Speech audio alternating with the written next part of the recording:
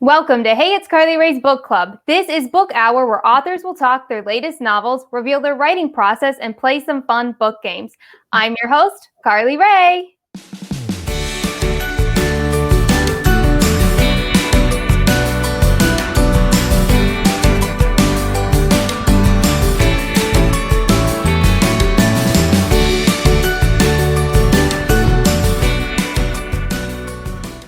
Today, we have New York Times bestselling author Fiona Davis. We're going to be talking about her latest novel, The Lions of Fifth Avenue, finding out how she was able to write a book that not only takes place in New York's public library, but write it from two different characters' perspectives in two different time frames, and where she is planning to set her next historical fiction novel. Plus, we're going to see how well she knows her facts about the New York Public Library and play 10 Questions Halloween Edition. We'll dive in right after this.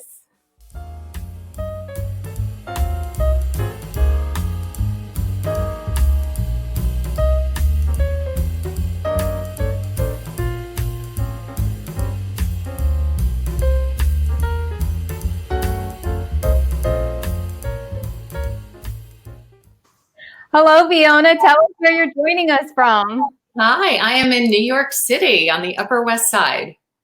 Your newest novel, The Lions of Fifth Avenue, was released in August. Here is a close-up of the cover. Now, not only did it become a New York Times bestselling novel, it was also the GMA Book Club pick for August and a USA Today, Publishers Weekly, and Indie bestseller. Tell us about The Lions of Fifth Avenue and what you think made it stand out in the historical fiction genre. Hi, oh, that's such a great question. You know, I think for readers, books set in libraries are just irresistible. And this one is set in a library that has an apartment inside it where people live. And so in the New York Public Library, there was this apartment for the superintendent and his family to live in. And I took that fact and created a historical family. And like you said, there's two timelines. So there's the point of view of the superintendent's wife in 1913, and then the point of view of a curator of rare books in 1993. And it's a story that moves along quickly. There's plot twists. There's a mystery, kind of a mystery element that drives it forward.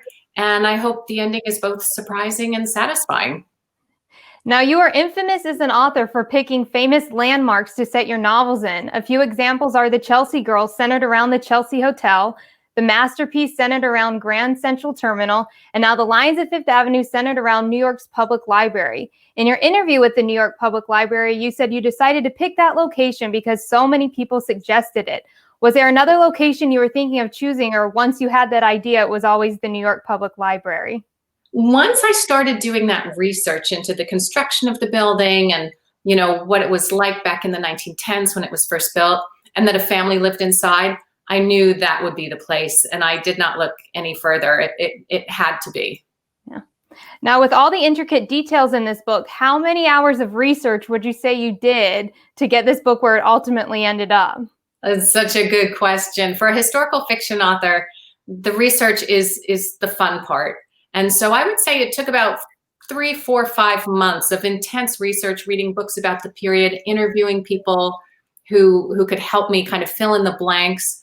And that part's so much fun because at that point, the sky's the limit and the book could be anything. And the minute you sit down and start writing that first draft, you have to make choices, and suddenly it creates a different form of the story that, you know, never lives up to the book in your head that you're imagining.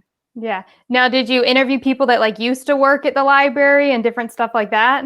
I was able to interview this amazing librarian who actually worked at a different library at Columbia University that in the 1990s had this terrible book theft. And so there's a big theme of book theft in my book. And in that case, she talked about how this thief stole $1.8 million of rare books over the course of 3 months, and no one could figure out how he was getting in and out. And I took that and put that into my story and was off to the races. Yeah. Now, The Lions of Fifth Avenue takes place not only between two different characters, but two different eras almost. Was creating and entwining the different worlds difficult? Yeah, you know, it's always tricky because it's 80 years apart, which is a long time. But in both sections, you know, you don't have cell phones in the 1910s or the 1990s. In a way that makes it easier because you can have characters have misconnections and misunderstandings that don't get easily solved. And that helps in crafting the plot. But I loved, doing the research in the 1910s and then jumping to the 1990s when I was here in New York at that time. So that was a little more easier to do. Yeah. Now, one thing I loved about this book is how different it was from other historical fiction novels on the shelves. You incorporated so many different aspects with mystery and intrigue. What stood out, though, was how you brought in female empowerment. Was that an entirely different subject line you had to study to be able to incorporate it into the storyline of The Lions of Fifth Avenue? No, because in the 1910s, there was an amazing resurgence of kind of women questioning what their roles should be. Should they be mothers and wives, or should they do more out of their lives? And so in the 1910s, it was almost like, the 1970s when women were re-examining everything.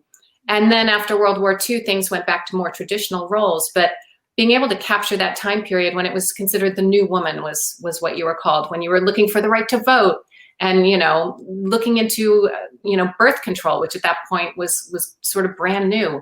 And so it was easy to pull those in because they just existed already. Yeah. You heard Fiona talk about her best-selling novel, The Lions of Fifth Avenue. When we return, we're going to find out where Fiona crafts her historical novels.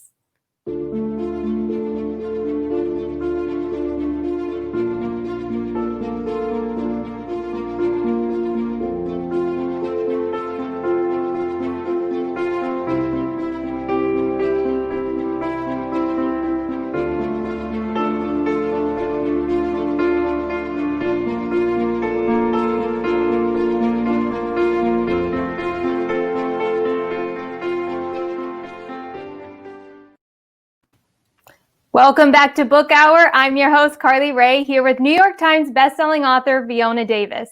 Fiona, I know many authors have different processes of how they write and where they write. Where do you craft your historical novels? Do you spend time on location to write? Normally, I write them in my office, which is here in New York City. But with this book, I was able to work in something called the Allen Room at the New York Public Library, which is for authors with book contracts. So to be working on a book about the library in the library was the coolest. It was great. Now, was that your first time going there to write? Yeah. I've gone there to research in the past many times, but not to actually sit down and write. You wrote. Now, did you always want to be an historical author? Yeah, it's so interesting. The first idea I had for my first book was about a building and how it had changed over time. And it just made sense to do historical fiction, which I've always loved to read. And I think if I'd realized how hard it is to do two timelines and jump back and forth, I would have never done it. It was a tough way to start, but I'm so glad I did. Yeah. Was there an author or novel that inspired you to become a writer?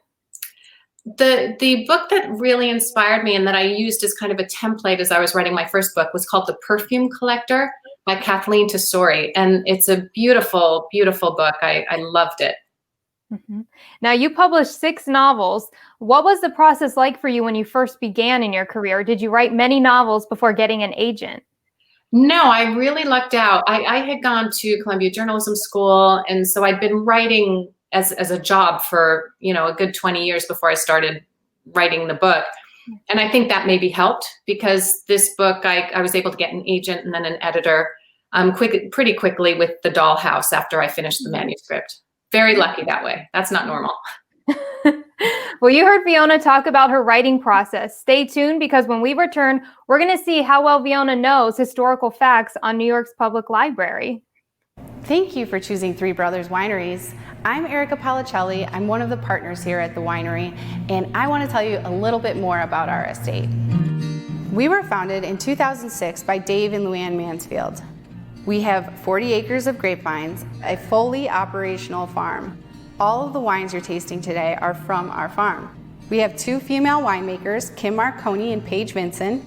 On our campus, we actually have 3 wineries and a microbrewery. We have an extensive portfolio of not only wine, but also beer, hard cider, wine spritzers, and wine slushy, all manufactured here on site. When we opened our doors in 2007, we had a modest staff of 10. We've grown to employ 40 full-time and 100 part-time employees. We pride ourselves on creativity, innovation, and our company culture. When you make a purchase from Three Brothers Wineries or Warhorse Brewing, you're supporting a majority women-owned small business, and we thank you for that.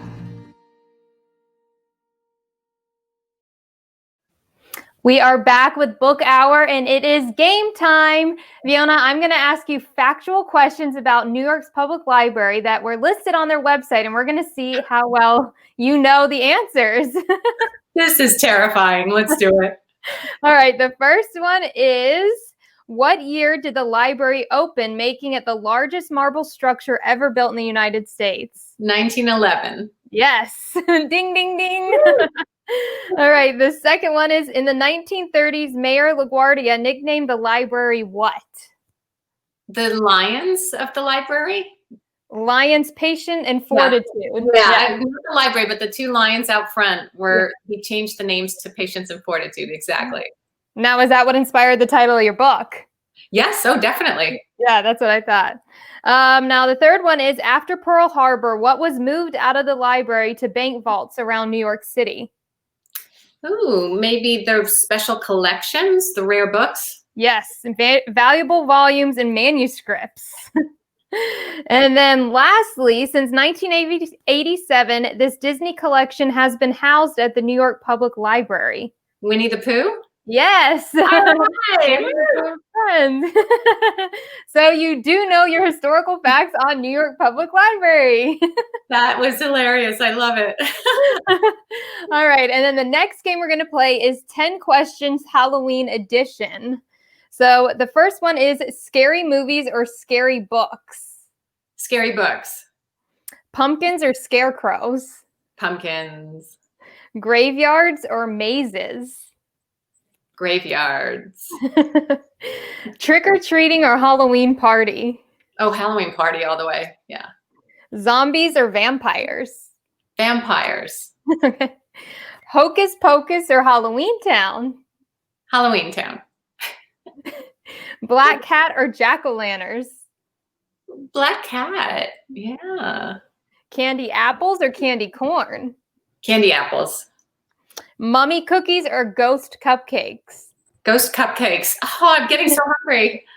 And then finally, dunk for apples or carve a pumpkin? Carve a pumpkin, of course. Unless you get all wet. That concludes game time. Fiona, I want to thank you for being on Book Hour and joining us today. Before you go, tell viewers if you are writing another historical fiction novel. If so, can you tell us the landmark you've chosen? You bet. It's set at the Frick Collection. It's called the mansion. It's called the Frick Collection. It's a mansion on Fifth Avenue. Oh, I cannot wait to find out more. Now, if viewers want to stay up to date on all things Fiona, where do they find you? I am on Instagram at Fiona J. Davis. Same with Twitter. And Facebook, Fiona Davis Author. And online, FionaDavis.net. You heard Fiona. Go and check her out now. All of her social media handles are in the description below as well. Fiona, thank you for being on Book Hour. And for those watching, I hope you have a great day. Thank you, Carly Rae.